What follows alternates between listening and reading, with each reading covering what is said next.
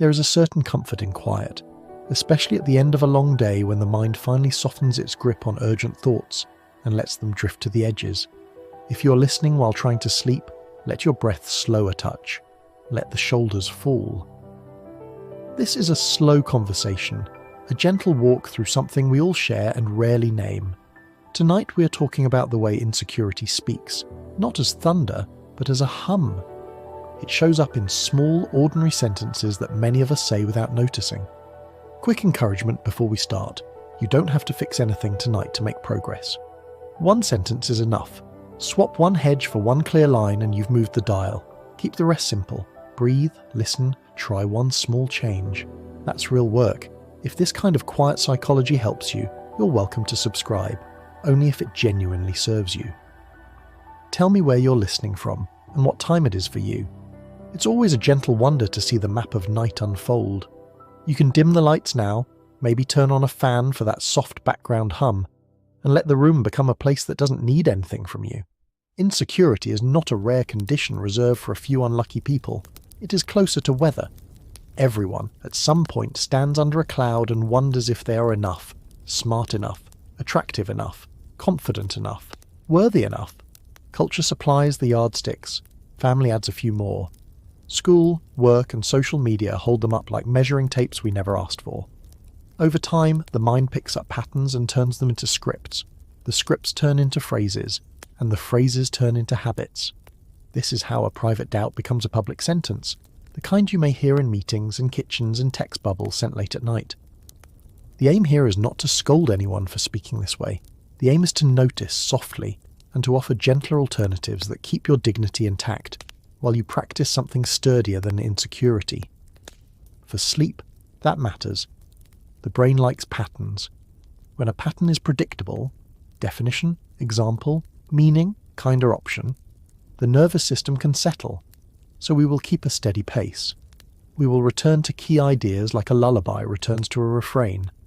And if there is a smile somewhere in the middle, the small kind you can feel without opening your eyes, even better. Phrase 1. Sorry, can I just say something? Apologizing by itself is not a flaw. It is a social lubricant that makes living with other humans possible. The difficulty comes when sorry is glued to the front of almost every sentence, especially when you have not done anything wrong. If you are about to share an idea in class, ask a question in a meeting, or tell a partner what you prefer for dinner, leading with sorry quietly announces that your presence is a disturbance. Over time, that announcement becomes your identity, like wearing a name tag that says, "I'll try to be small."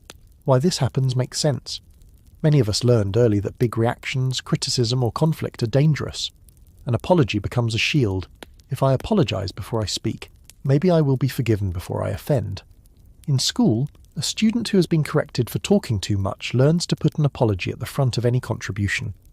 In relationships, a partner who grew up tiptoeing around a volatile parent may still tiptoe around perfectly calm people.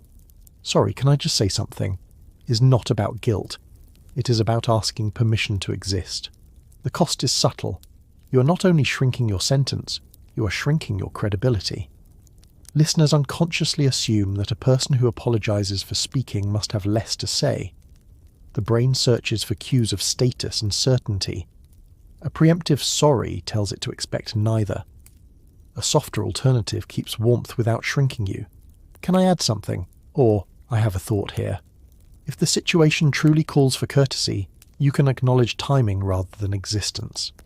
I know we're short on time. I'll be brief. Notice how the apology disappears, but the respect remains. You do not have to apologize for the space your voice takes up. It was made for sound. Phrase 2. I might be wrong, but caution is not a defect. Intellectual humility is a gift. The problem begins when humility turns into permanent self-disqualification. I might be wrong, but is often code for, please do not be harsh if I'm off. I will disarm myself before you do. In classrooms, this shows up when a student who has solved half the problem out loud still retreats before the final step. In meetings, it appears as hedging that drains momentum from good ideas. In conversations with a partner, it can make a simple suggestion feel like a fragile balloon that might pop if anyone looks at it. Psychologically, this phrase is a way to control disappointment. If I tell you I might be wrong and I am wrong, I was prepared. I have protected my pride. If I tell you I might be wrong and I am right, I still get credit, but I never risk sounding confident. It is a strategy designed to avoid the possible pain of being seen as arrogant. Unfortunately, the brain of the listener hears the hedge and often files the content under tentative, even when the content is strong. A small reframe preserves openness without erasing authority. Here's how I'm seeing it. Or, one way to think about it is, you can still invite correction. If I'm missing something, tell me. Sidesteps the self-erasing front load and moves collaboration into the body of the sentence. In school, this helps you practice the tone that professors use. Curious, provisional, but not apologetic. In relationships, it keeps the door open. One way I'm reading last night is that we were both tired. Does that land for you? Clarity is not arrogance, it is kindness with edges. Phrase 3. Does that make sense? This one is tricky because it can be generous. You might be checking to see if your explanation was clear. The trouble is frequency and tone. When does that make sense appears after every other statement, it implies that you expect not to make sense. The listener's brain receives an unconscious prompt. Look for confusion. In a classroom presentation, this can turn a confidence slide into an apology tour. In a relationship talk, it can make an honest expression of needs feel like a lecture you suspect was incoherent. Where it comes from is easy to trace. Many people were praised for being smart, without being taught how to teach. They worry that if someone doesn't immediately understand, it reflects on their worth. Others learned that being misunderstood is dangerous, that confusion leads to trouble, so they ask for reassurance repeatedly. The question is sincere. The effect can be undermining. Try shifting the focus from your competence to the other person's experience in neutral language. How is that landing? Or, what part should I clarify? In a study group, which step should we replay is collaborative. In a relationship, what feels unclear or sticky right now? Invite specifics rather than yes-no judgments. Notice how these alternatives assume you're capable and that clarity is a shared project. You're no longer asking the room to evaluate your intelligence. You're inviting the room to help refine the message. A small note of humour, used sparingly, can help. If I lost you at budget reforecast, I can unlose you. The smile is not there to deflect. It is there to keep the nervous system calm while you both figure it out. Phrase 4, I'm fine. If sorry shrinks you before you speak, I'm fine hides you after you've been hurt. It is the duct tape of emotional conversation. Quick, sticky, and guaranteed to leave residue. At school, a student who is left out of a group project says, I'm fine, because acknowledging the sting feels like admitting weakness. In a relationship, I'm fine avoids a conflict that could follow honest feedback. I felt dismissed last night when you changed the subject. In families, I'm fine is the default key that keeps the peace. The cost is that no one learns the melody of who you are. There are understandable reasons for this habit. Many of us learned that expressing pain made things worse. If a parent responded to tears with mockery or impatience, the lesson was clear. Hide it. I'm fine is a survival line. The adult version can become a performance of self-sufficiency that feels safe and slowly starves intimacy. When you're always fine, people cannot find you. A gentle reframe preserves dignity while introducing truth in small, digestible pieces. You do not have to pour the ocean out at once. I'm a bit stretched today. Can we circle back to this after dinner? Is honest and bounded. I'm not at 100%, I need 5 minutes. Is not a plea for rescue. It is a statement of conditions. In a classroom moment, that comment stung. I'm going to step out for a minute. Models regulation that teachers and peers can respect. If you fear that naming hurt will unleash a flood, you can use time boxes. I want to say one thing about last night, and it will take 2 minutes. The time limit reassures both nervous systems. You are not making a case, you are naming a reality. And here is the quiet truth. The real I'm fine often arrives only after we say, calmly, that we are not. Phrase 5. It's probably nothing. This is the cousin of I'm fine, but future-oriented. It appears when you notice a problem and immediately minimize it. In school, a student sees a grade slipping and tells themselves, it's probably nothing, instead of visiting office hours. In health, a person notices a new symptom and delays booking an appointment because naming it out loud is scary. In relationships, it's probably nothing keeps you from mentioning a pattern, late replies, subtle sarcasm, a new distance, because raising it might confirm what you fear. Why we do this has a logic. The brain is trying to protect you from the anxiety that comes with uncertainty. If something is nothing, you do not have to act. You can stay in the warm bath of denial a little longer. The problem, of course, is that small signals ignored tend to become larger later. Avoidance buys calm today at the price of intensity tomorrow. A kinder alternative acknowledges your fear and keeps scale modest. I noticed something small. Can we check it? In school, I'm missing some pieces on this topic. Could I come to office hours for 15 minutes? Takes less courage than I am failing calculus and is far more effective. In relationships, there's a tiny wobble I want to understand, lowers the temperature while raising the truth. With your own health, I'm sure it's minor and I'll book a quick appointment, respects your nervous system while honouring your body. It helps to remember that something small is easier to fix than something big. You're not dramatising, you're stewarding. And if it turns out to be nothing, the cost of checking was small. The cost of not checking can be large. The goal is not to turn every whisper into a siren. It is to treat whispers like signals worthy of a glance. Phrase 6.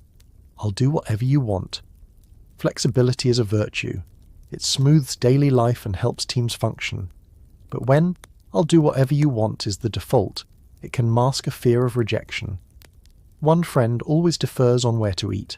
One partner never chooses the movie or the schedule. On school projects, someone says, I'm good with anything.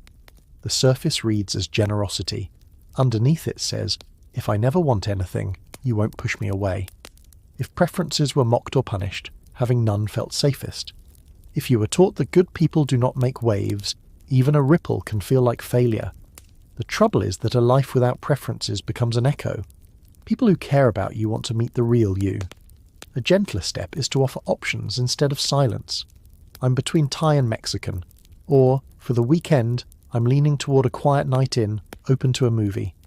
In school, I can do research or slides. I prefer research. In relationships, I have a preference. If it doesn't work for you, let's trade. This is warmer and more alive than whatever you want. If naming a preference feels loud, scale it. 60-40 for me on beach versus hiking. It signals you have a pulse without turning the choice into a battleground. You're not surrendering kindness by choosing. You're trusting the relationship to hold two people at once. These first 6 phrases grow from the same place. Language that learned to keep you safe. Start small. It is easier to shift a sentence than to reroute a personality. If you catch sorry climbing onto the front of a thought, try, can I add something? If I might be wrong crouches in front of a clear idea, try, here's one way to frame it. The goal is not to speak like a robot. It is to use lines that protect your dignity and leave the door open for conversation. A few tiny practices help. Pause before the first 3 words. Most of these phrases hide in the opening. Move courtesy into structure. 2 points under a minute. Make the request, then add context. I need to reschedule. I've been ill. Use time fences. One thing, 30 seconds. Rehearse in low-stakes places. Order coffee clearly. Name a small preference with a friend. Awkward is normal at first. New phrases are a crisp shirt that softens with wear. Can I add something starts to sound like you. Here's how I'm seeing it starts to feel like you. Old habits may return when you're tired. Notice without judgment and try again.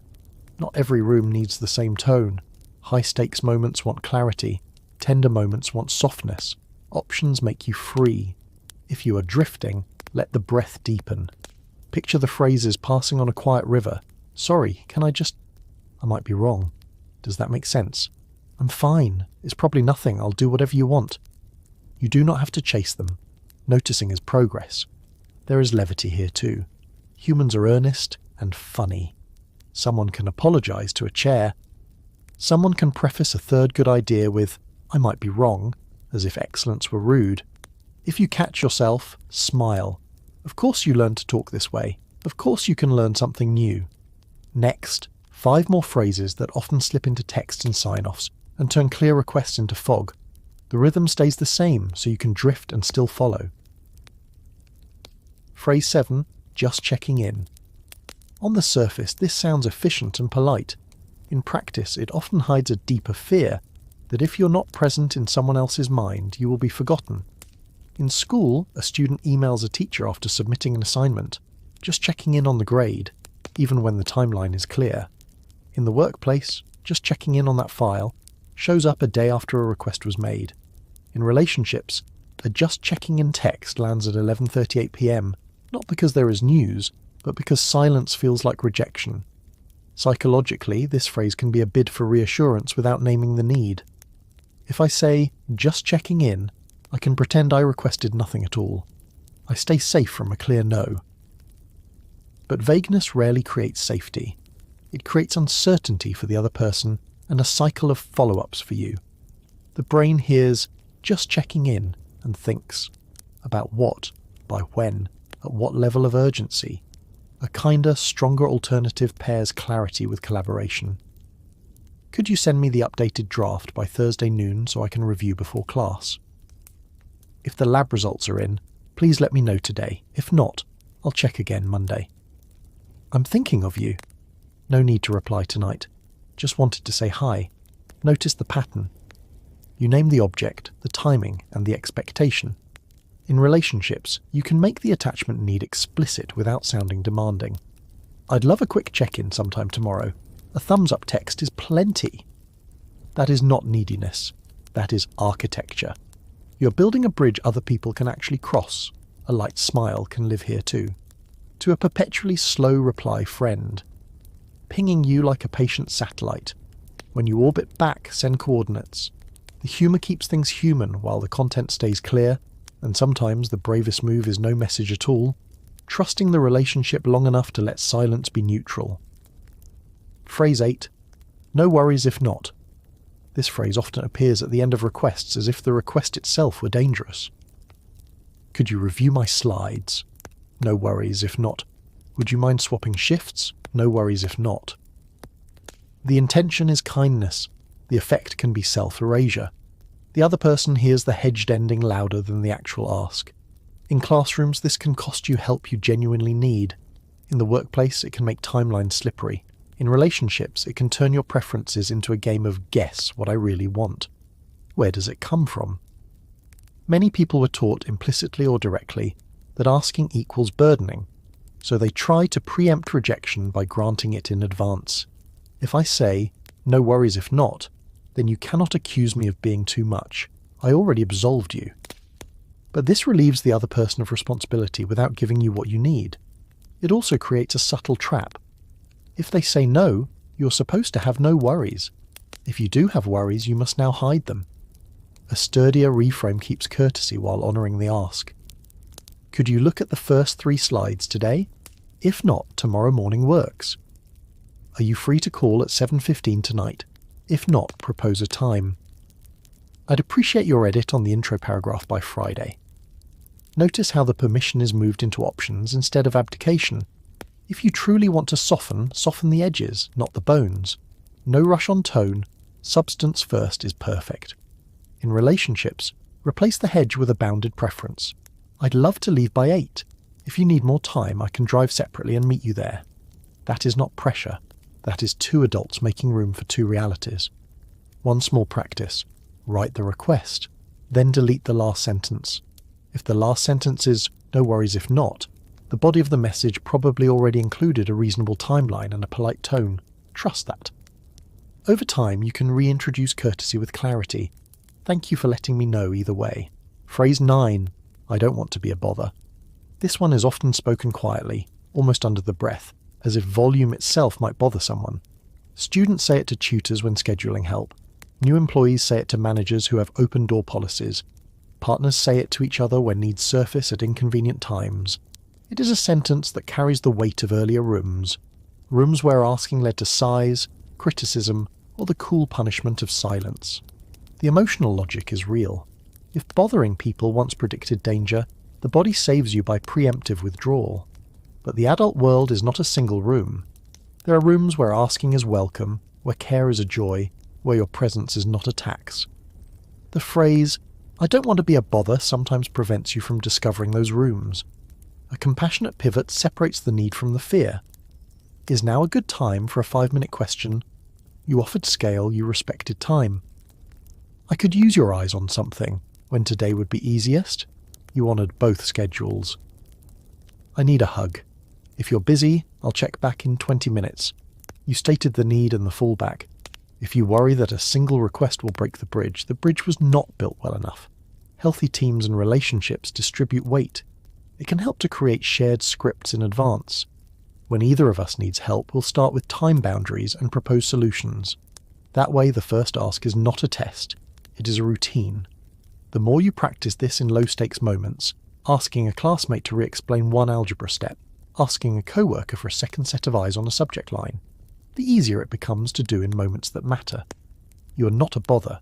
You are a person who exists in community. Tiny humour can disarm the old reflex.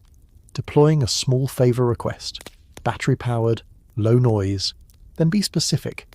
Charm without clarity is still fog. Phrase 10, "It's whatever."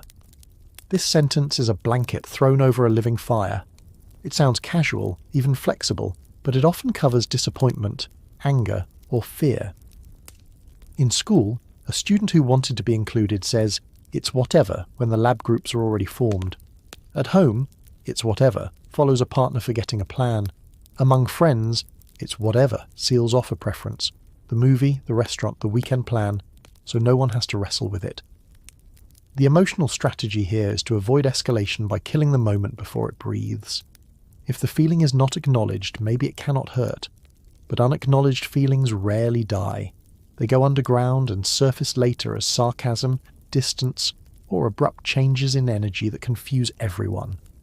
A gentler, stronger move is to name the feeling and the limit in small, digestible units. "I'm disappointed. I wanted to be in that group. I'll ask the teacher for a switch, and if not, I'll make this one work." "I'm bummed we missed tonight. Next time, could we set an alarm so it doesn't slip?" "I don't mind either restaurant, and I'm at a 6 out of 10 for wanting noodles." This keeps two truths together. You have a feeling, and you're still flexible. You're not weaponizing your mood. You're letting the team see the temperature so they can dress appropriately. In relationships, scale is everything. "I'm at a 3 of 10 upset" tells your partner the magnitude and communicates trust. This will not become a fire. In school, naming the feeling helps teachers know when to intervene. Many educators would rather hear, "I'm frustrated and need a minute," than face, "It's whatever," and guess wrong.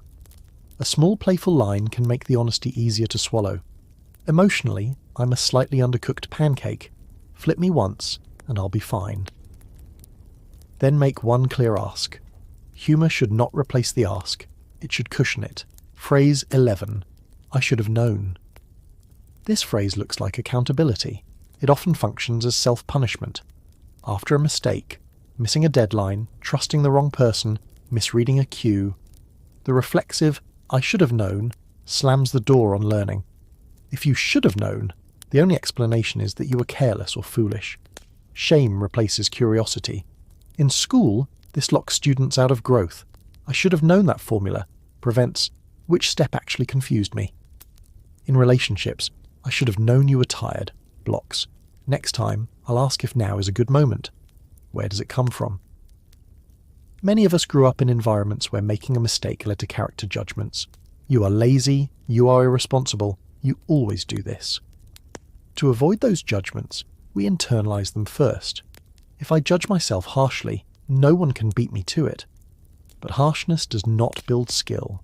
It builds fear. And fear narrows attention until we repeat the same mistake with less information. A better sentence honours accountability without erasing context. Given what I knew then, I chose X. Now that I know Y, I will do Z. I missed the sign.